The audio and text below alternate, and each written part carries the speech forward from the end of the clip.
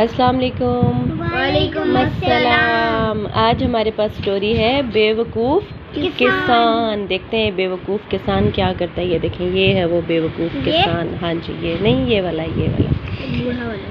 ایک دفعہ کا ذکر ہے، کسی گاؤں میں ایک کسان رہتا تھا۔ وہ کھیتی باڑی کر کے اپنا اور اپنے بیٹے کا پیٹ پالتا تھا۔ پیٹ پالنے کا مطلب کہ گزارا کرتا تھا۔ اس کا ایک گدھا بھی تھا جس پر وہ گندم لاد کر شہر بیچنے جاتا۔ خدا کا کرنا ایسا ہوا کہ ایک سال گاؤں میں قحط پڑ گیا اور کوئی فصل نہ ہوئی۔ کسان بہت پریشان ہوا۔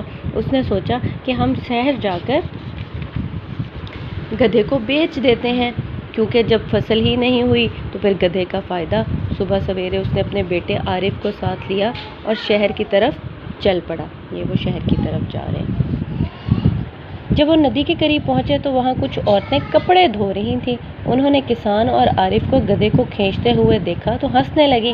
کسان نے پوچھا، تم ہمیں دیکھ کر کیوں ہنس رہی ہو؟ ان میں سے ایک عورت بولی، ارے بے وقوف، اگر تمہارے اندر ذرا بھی عقل ہو تو اپنے بیٹے کو ہی گدھے پر بٹھا لو۔ کسان نے اسی وقت عارف کو گدھے پر بٹھایا اور خود ساتھ پیدل چلنے لگا۔ ابھی کچھ ہی دور گئے تھے کہ سامنے سے ایک بوڑھی عورت آتی ہوئی دکھائی دی۔ اس کے ہاتھ میں ایک ڈنڈا تھا۔ جب وہ ان کے قریب آئی تو عارف کے سر پر ڈنڈا مارتے ہوئے بولی، بے وقوف لڑکے، شرم کرو، تمہارا بوڑھا باپ پیدل چل رہا ہے اور تم گدھے پر بیٹھے ہو، اترو نیچے۔ عارف بہت شرمندہ ہوا اور جلدی سے نیچے اتر گیا۔ اب کسان گدھے پر بیٹھ گیا اور عارف ساتھ ساتھ چلنے لگا۔ راستے میں انہیں ایک مسافر ملا۔ وہ کافی باتونی تھا۔ ان سے پوچھنے لگا کہ وہ کہاں جا رہے ہیں۔ کسان بولا، ہم تو شہر جا رہے ہیں۔ تو پیدل کیوں چل رہے ہو؟ تمہارے پاس تو گدھا ہے، پھر تم دونوں ہی کیوں نہیں اس پر سوار ہو جاتے؟ مسافر نے کہا۔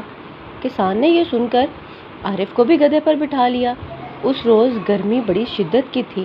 بیچارہ گدھا بھوکا پیاسا تو تھا ہی، اوپر سے جب اس کے اوپر اتنا بوجھ پڑا تو ہانپنے لگا۔ بڑی مشکل سے وہ کچھ ہی راستہ گیا تھا کہ قریب ہی کھیتوں سے ایک آدمی چلایا، کچھ تو رحم کرو بیچارے گدھے پر، کیا مار ہی ڈالو گے اسے؟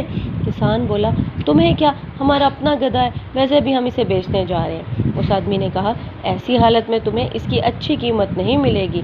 کسان نے سوچا، کیوں نہ گدھے کو ہم خود اٹھا لیں۔ اس نے ایک رسی سے گدھے کی ٹانگوں کو باندھا اور ایک ڈنڈے سے الٹا لٹکا لیا۔ ایک طرف سے ڈنڈے کو کسان نے، دوسری طرف سے عارف نے اٹھا لیا اور چل دیے۔ جب ایک نہر کے پل سے گزر رہے تھے تو گدھے نے ایک زور کی دو لتی ماری، یعنی کہ ٹانگ ماری۔ کسان اور عارف اسے پکڑتے ہی رہ گئے اور گدھا نہر میں جا گرا۔ پیارے بچوں، جتنے منہ اتنی باتیں۔ عقل مند انسان وہی ہوتا ہے جو اپنے دماغ سے سوچے اور لوگوں کی باتوں میں نہ آئے۔ آپ نے کیا سیکھا اس سے ابراہیم؟ کسی کی باتوں میں نہیں آنا چاہیے اور اپنا نقصان نہیں کرنا چاہیے۔ قاسم، آپ نے کیا سیکھا؟ کسی کی باتوں میں نہیں آنا چاہیے اور اپنا نقصان نہیں شاباش، تھینک یو۔ کیسی لگی آپ کو کہانی؟ مزہ آ گیا؟ Thank you. لائک کیجیے گا۔ اللہ حافظ۔ اللہ حافظ۔